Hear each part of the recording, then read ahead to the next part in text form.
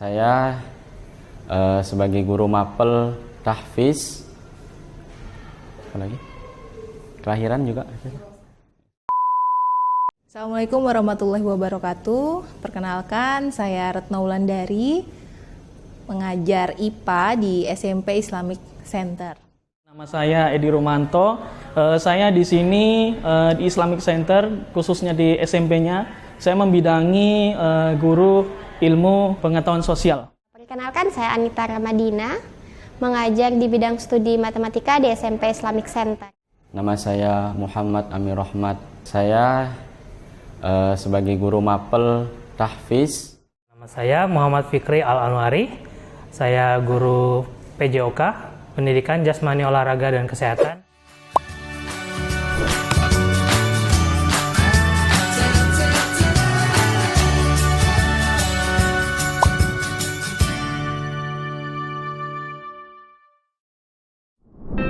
Pastinya enak ya. Yang kenapa? Yang pertama adalah kita bisa lebih dekat dengan siswa, dan yang kedua adalah kita bisa menyalurkan amal ilmu yang sudah kita dapat, kita bisa salurkan ke siswa. Guru ada enaknya, ada enggaknya sih, jelas ya. Enaknya apa ya? Enaknya ketemu banyak anak-anak yang bisa menjadi harapan masa depan Indonesia. Nggak enaknya mungkin apa ya? Kayaknya banyak enaknya. Kalau ditanya tentang gimana enak atau nggak enaknya jadi guru itu, sebenarnya ada enaknya, ada juga nggak enaknya. Kalau untuk enaknya itu seperti contoh, ketika kita lagi kesal atau mungkin kita lagi depresi ya, kalau zaman sekarang mungkin banyak masalah. Ketika kita menjadi guru, ketika melihat anak-anak itu nggak jadi marah-marah, kita malah jadi senang.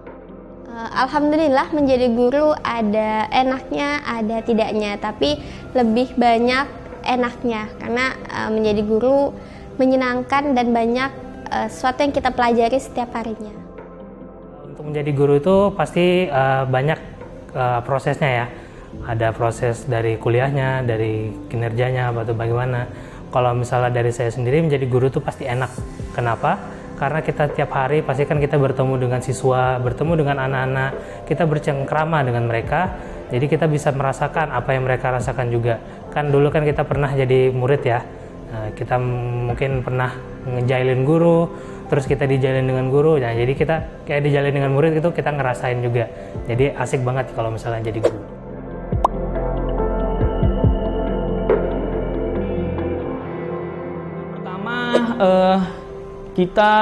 Nabi kita ya, Nabi Muhammad SAW itu adalah sebagai pendakwah yang dimana tujuannya untuk menyampaikan hal-hal yang baik kepada umat yang ada di Indonesia khususnya atau di seluruh dunia.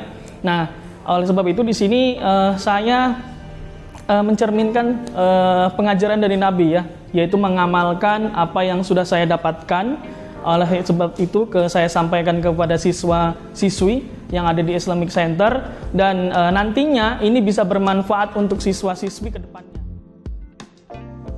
Sebenarnya ingin membina anak-anak, atau bukan membina lebih tepatnya ya, menyampaikan, karena saya basicnya guru IPA, ingin membuat anak-anak itu menyadari bahwa IPA itu menyenangkan, dan antara IPA, sains, dan Quran ya, itu nggak bisa dipisahkan. Jadi ingin memasukkan nilai-nilai Islami dalam pelajaran sains, karena kan selama ini anggapannya sains sama matematika itu sesuatu yang menyeramkan ya.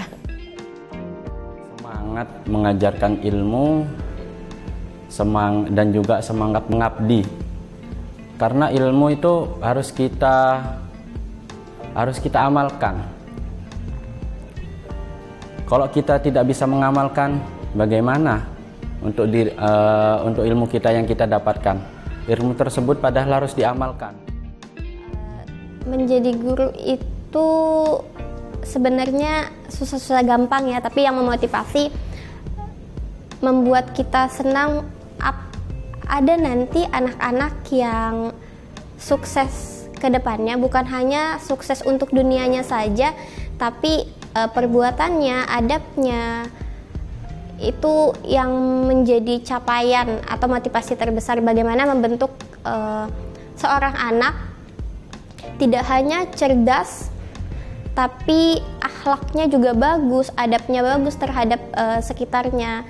Itu yang memotivasi saya harus bisa menjadi guru yang baik sehingga menciptakan siswa-siswi yang baik pula. Pertama mungkin karena jurusan saya adalah jurusan keolahragaan dan ilmu pendidikan. Jadi karena sesuai dengan jurusan, maka saya mengambil dengan sesuai dengan jurusan juga. Jadi mengikuti keahlian saya, dan kebetulan saya pengen mengajarkan apa yang saya dapatkan di masa saya kuliah kepada anak-anak SMP, SD atau lainpun. Dan kebetulan juga saya mengajar eskul. Nah, jadi dari eskul itu yang memotivasi saya juga untuk menjadi guru PJOK di sekolah.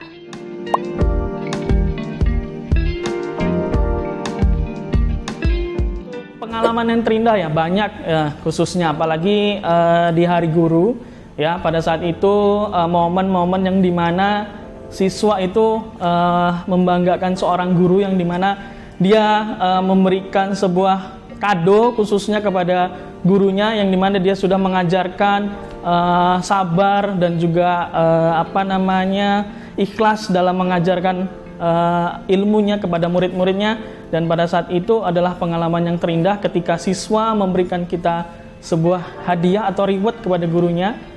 Itu menjadi momen yang sangat mengharukan dan juga menyenangkan, dan itu menjadi momen yang terindah.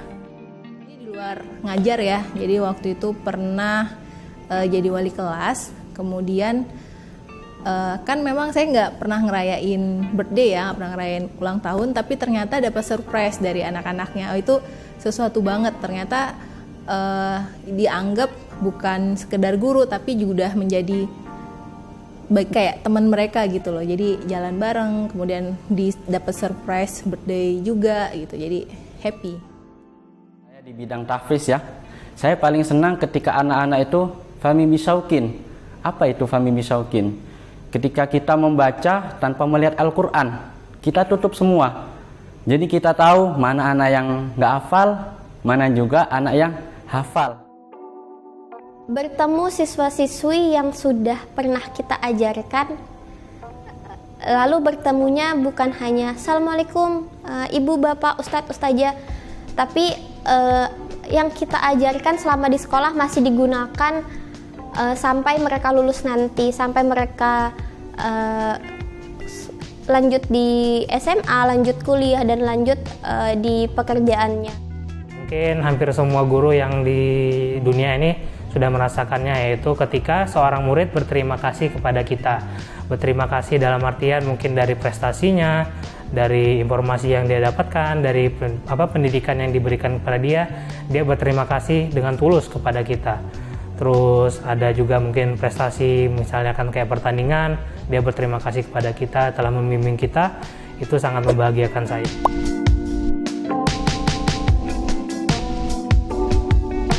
Memang kalau kita sebagai guru, memang hakikatnya kita ini adalah masih manusia. Jadi hakikatnya manusia itu bisa salah ya. Nah, dari di sini kita sebagai guru untuk mengajarkan itu salah itu hal yang lumrah. Nah, akan tetapi kita di sini sebagai guru, jika itu memang salah, itu harus diperbaiki. Karena apa?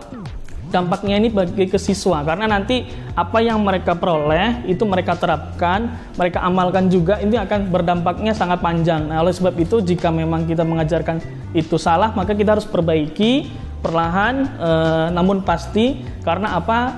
Sesungguhnya ilmu dalam ilmu belajar itu luas. Jadi kita bisa mengambil semuanya ya, perbandingan itu, dan bisa mengambil mana baiknya dan mana buruknya, terus kita bisa amalkan kepada siswa. Nggak mau harus diklarifikasi. Jadi ketika seorang guru membuat kesalahan terhadap sesuatu, harus klarifikasi ke siswanya bahwa penyampaian sebelumnya atau sesuatu yang diajarkan sebelumnya itu salah dan diperbaiki, harus diberi perbaikannya seperti itu. Memang hal yang lumrah ya, atau mungkin sering terjadi juga. Tapi ketika kita jadi guru jangan sungkan-sungkan kalau kita mau minta maaf. Perbaiki, maka bagaimana cara memperbaikinya? Kita introspeksi diri, apakah yang kita ajarkan salah, salahnya di bagian mana. Lalu jika masih bisa kita perbaiki di anak tersebut atau di hari itu juga, maka perbaiki. Jika tidak bisa, ke depannya kita harus lebih baik lagi. Manusia itu tidak luput dari kata namanya salah, karena kita manusia bukan orang yang sempurna ya. Yang sempurna itu ada Allah Subhanahu wa Ta'ala. Jadi kalau salah itu wajar. Jadi yang penting ketika kita melakukan kesalahan, jangan kita melakukan kesalahan lagi. Jadi usahakan kita melakukan suatu kebaikan. Jadi kalau misalnya kita salah, kita perbaikin kesalahan tersebut. Jadi kalau misalnya salah ya nggak apa-apa, itu namanya wajar.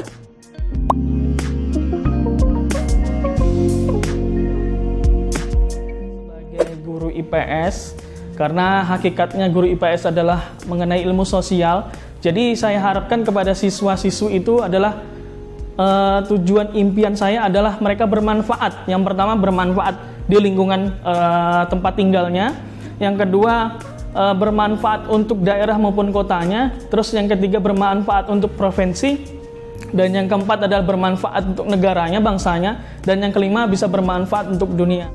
Terbesarnya ya ingin sekali siswa-siswi di SMP Islamic Center ini menjadi orang-orang yang sukses dunia akhirat ya, terutama mudah-mudahan 20-30 tahun ke depan lagi menjadi orang-orang penting yang kebermanfaatannya itu nggak cuma buat diri sendiri dan keluarganya, tapi juga buat orang banyak dan untuk Indonesia, insya Allah. Menjadi kebanggaan orang tua ya, terutama. Kemudian mereka juga harus merubah dunia ini. Menciptakan generasi yang Qur'ani, adabnya, sopan santunnya, tutur katanya baik. Jadi dia di luar sana bukan cuma bagus di bidangnya saja. Mungkin nanti lulus dari Islamic Center, besarnya bekerja di pemerintahan ataupun di mana, tapi akhlaknya juga tetap bagus. Pertama, insya Allah kalau misalnya bisa kan bisa menjadikan tahfiz di sini, jadi lulusan tahfiz yang terbaik. Terus insya Allah jadi ustadz-ustadzah, mungkin yang ikhwannya jadi imam besar di Masjid Islamic Center gitu kan, atau di mana gitu. Terus untuk yang olahraganya mungkin kan karena saya dari jurusan olahraga, mungkin ada yang berprestasi di sini, bisa membawa nama SMP Islamic Center ke pertandingan-pertandingan yang ada di luar kota maupun mungkin insya Allah di luar negeri kalau bisa. Jika ingin mendaftarkan anak, ayah dan bunda, silahkan untuk mendaftarkan di sekolah di Islamic Center. Insya Allah ayah dan bunda akan mendapatkan sesuatu hal yang berbeda dengan yang lain-lainnya, khususnya di bidang agama, karena sesungguhnya kita yang ada di sini di dunia ini kita tidak boleh memikirkan hanya dunia saja, tapi juga akhirat. Oleh sebab itu di sini anak akan dibina dengan baik dengan akhlakul Islamiyah ya, yang dimana bisa mengajarkan akhlak-akhlak. Silahkan daftarkan segera anak-anaknya di SMP Islamic Center Samarinda, karena kami memiliki program-program khusus, baik itu program secara akademik, agama maupun karakter. Terima kasih. Assalamualaikum warahmatullahi wabarakatuh.